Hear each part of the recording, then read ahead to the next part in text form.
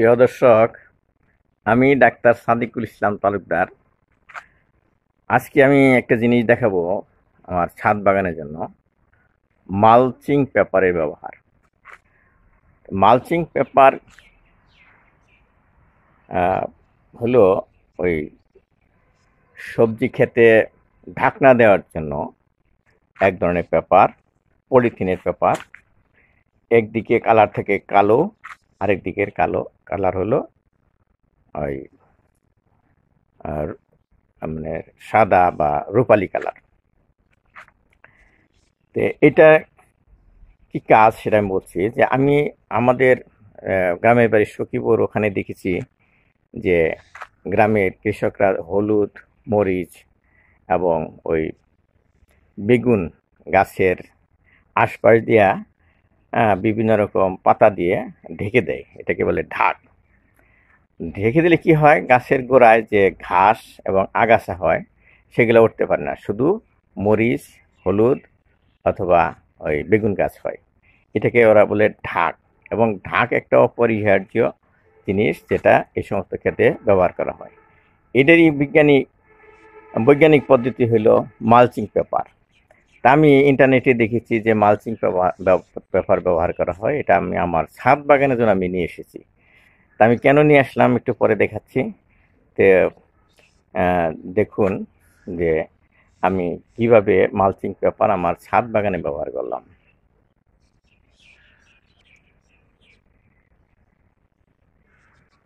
তো দেখতে পাচ্ছেন এই যে আমার সামনে মালচিং পেপারটা আমি ছড়িয়ে রেখেছি। এটা পাশে হলো 4 ফিট আর লম্বায় হলো 50 ফিট। এক পিস আমি কিনেছি অনলাইনে, দারাজ অনলাইন শপ থেকে অর্ডার করে আমি কিনেছি। এটা শপটা ছিল সিলেটের, ওরা পাঠিয়ে দিয়েছে, আমি সংগ্রহ করেছি। এইটুকুর দাম হলো 385 টাকা, 4 ফুট বাই 50 ফুট। দেখেন এটা আমি সরিয়ে রেখেছি, ভাঁজ করা আছে ওইদিকে। আর এইটা হলো উপরের দিক, এটা উপরের দিকে থাকবে, এখানে রোদ লাগবে। আর এইটা হলো এই দিকে দেখেন কালো, এই কালো দিকটা থাকবে নিচের দিক। তাতে হবে কি, এই আগাছা বা ঘাস এই কালো থাকার জন্য, ঢাকনা থাকার জন্য উপরের দিকে উঠতে পারবে না, সূর্যের আলো পাবে না। আবার উপরে আছে সাদা বা সিলভার কালার। এটা দেওয়ার জন্য হবে কি, প্রখর রোদ্রে মাটির ক্ষতি করবে না। এইটা হলো দুই কালার, দুইটা একটা সুবিধা আর কি। আমি চলে আমার ওই দেখেন যেখানে ব্যবহার করেছি সেখানে দেখেন এই যে এগুলি ফুলের বাগান, এইগুলি সবজির বাগান।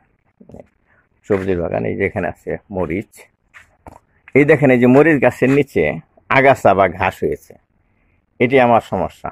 এই ঘন ঘন এগুলি ঘাস হয়, তুলে ফেলি, এটা একটা জন্য যন্ত্রণা। কিন্তু আমি যদি এইগুলি ঢাক দিতাম, এগুলি ঢেকে দিতাম, তাহলে এই গাছগুলো হতে পারতো না, যেগুলো আমাদের গ্রামে ডাক দেওয়া হয়। পুঁই শাক, এখানেও দেখেন এই যে চিকন চিকন মরিচগুলো কত, খুবই ঝাল মরিচ এগুলি। তো এইগুলি এই গাছের গোড়ায় যে ঘাস হয়েছে। আর এইখানে দেখেন আমি বিছিয়ে দিয়েছি মালচিং পেপার।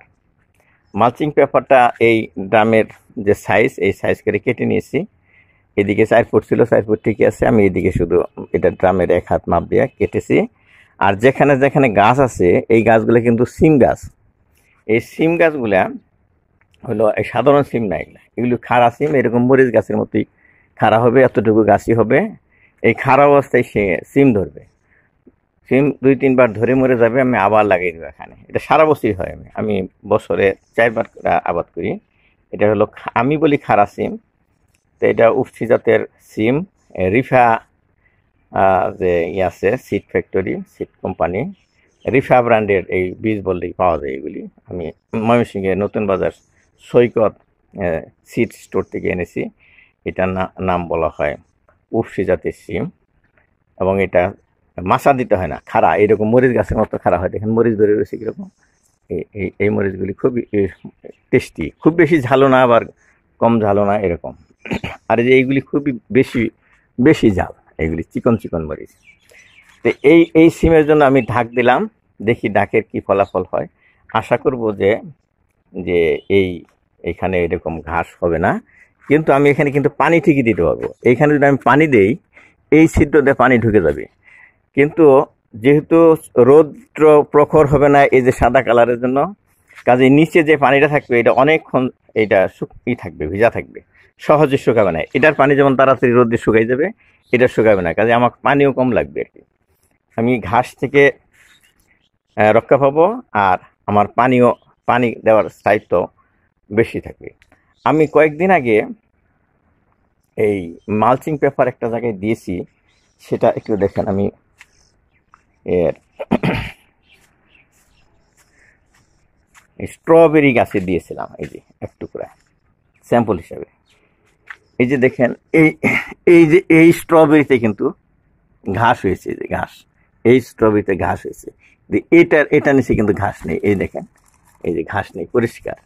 এটা নিচে কিন্তু পরিষ্কার। আমি আশা করব সবগুলা স্ট্রবেরিতে আমি দিব। স্ট্রবেরিতে দেওয়ার আরেকটা উপকার হলো যে স্ট্রবেরি যখন ধরবে তখন কিন্তু মাটিতে টাচ করলে পরে স্ট্রবেরি নষ্ট হয়ে যায়, তখন আমরা খড় বা পাতা দিয়ে রাখি। কিন্তু আমার এই মালচিং পেপার দেওয়ার জন্য ফলে আমাকে ওই আলাদা স্ট্র দিতে হবে না, এর উপরেই স্ট্রবেরি চলতে থাকবে। আবার পানি দেবো এখানে, এই পানি এই সিদ্ধতার নিচে যাবে এবং অনেকক্ষণ স্থায়ী থাকবে। তো আমি আস্তে আস্তে আমার সব গাছেই, এই দেখেন এইখানেও কিন্তু ঘাস নেই, এই যে এই ফুল গাছটাতে ঘাস নেই, কারণ ওই যে মালচিং পেপার দিয়েছিলাম। আর এটাতে দেখেন কেমন ঘাস হয়েছে। তো আমি এটা আমার পরীক্ষামূলক, আমি আজকেই ব্যবহার করতেছি ওই ওই সিম গাছে। সে দেখেন যে আমার এই গাছে কিন্তু আবারও ধরছে ওই কি বলবো, ড্রাগন ফল। এই ড্রাগন ফল সেই জ্যৈষ্ঠ মাস থেকে খাওয়া শুরু হয়েছে, এখন পর্যন্ত ধরতে আছে। তো যাই হোক, আমি আজকে দেখালাম যে আমি ইনশাল্লাহ পরবর্তীতে দেখাবো এই গাছগুলো বড় হওয়ার পরে কি সুবিধা হইল আর কি। ঠিক আছে, ধন্যবাদ আমার এই ভিডিও দেখার জন্য।